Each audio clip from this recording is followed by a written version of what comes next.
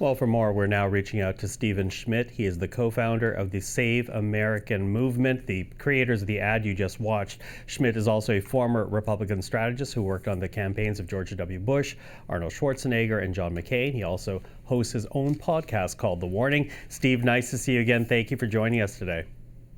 Good to be with you, Michael. So here we have Premier Ford being heavily criticized by many Canadians for running this ad. His ad, not yours. Donald Trump using the Ford ad as a reason to stop trade talks with Canada, but you're defending the Ontario Premier. Why? Well, Premier Ford recognizes something that's elemental to understanding the Canadian-American relationship. The border does not divide these two countries, it joins them. And that's what President Reagan talked about. The American economy is in a state of collapse. It is crashing, in part because of the tariffs.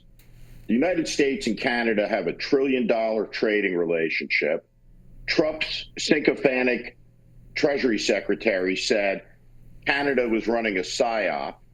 Canada was trying to inappropriately influence American public opinion. Nonsense. It's a fit of petulance and pettiness by Donald Trump. You cannot appease him. At the end of the day, Donald Trump is for tariffs. Ronald Reagan was against them. They're terribly destructive. And Doug Ford's ad is not the reason that Donald Trump is attacking Canada. It is Donald Trump's maliciousness. That's the reason.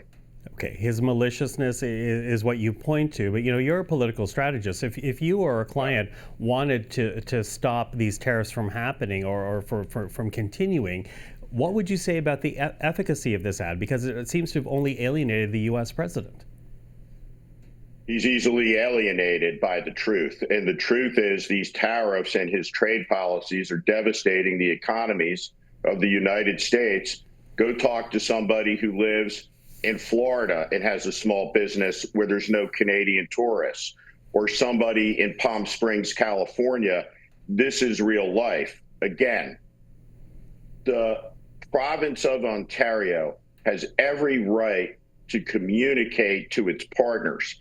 It's the largest trading partner for dozens of states, and they quoted an American president, and Donald Trump lost his mind because Donald Trump punishes speech. He punishes dissent. And the message the premier sent was an important one to be heard in America. And that's why we're amplifying it. Yeah, let's talk about that. You are amplifying it. You're launching this new ad campaign, which builds on the argument to keep alliances and the relationship with Canada going. Why do you think that's important for Americans to know? The most important alliance the United States has in the world is with the country to our north of 40 million people. This is the longest undefended border in world history. These two nations are joined by a common devotion to freedom. Our families live across this border. Our economies, our history are forever entwined. This relationship transcends Donald Trump. And we're going to take the Doug Ford ad, and we're going to replay that ad exactly, except for we're going to put graphics over it that show the devastation to ordinary Americans of the Trump economy. So we'll show the foreclosure rates on autos and homes and all the markers of the real economy against the Doug Ford ad. Donald Trump's offended by the truth and being confronted by reality.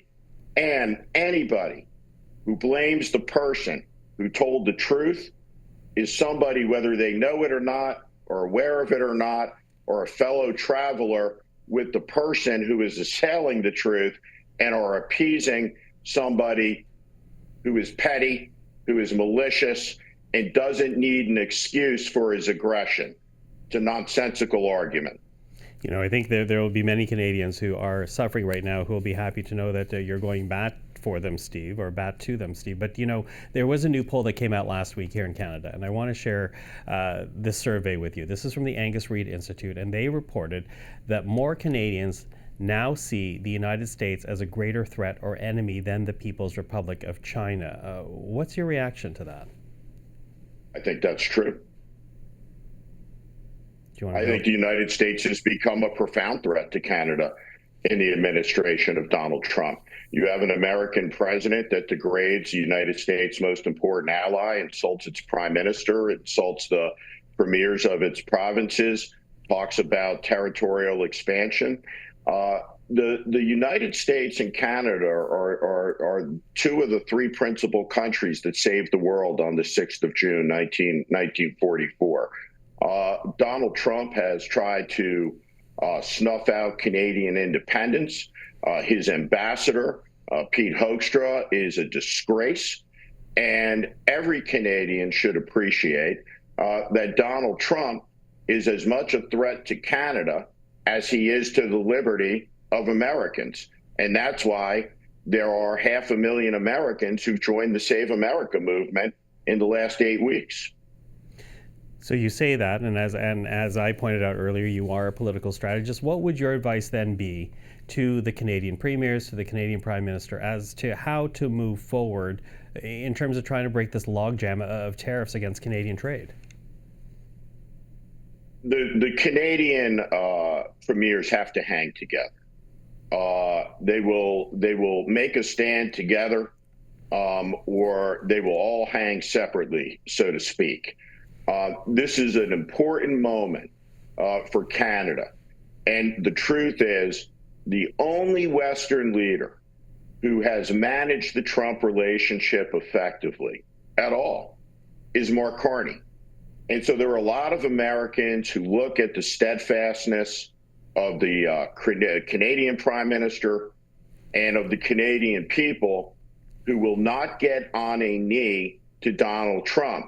So when Canadians talk about elbows out, it's important for Canadians to know how much meaning that has for millions and millions and millions of Americans who feel a deep love of Canada, a deep affinity for the Canadian people, and feel the energy and good wishes for liberty from those Canadian people back towards the United States in this time of testing and crisis.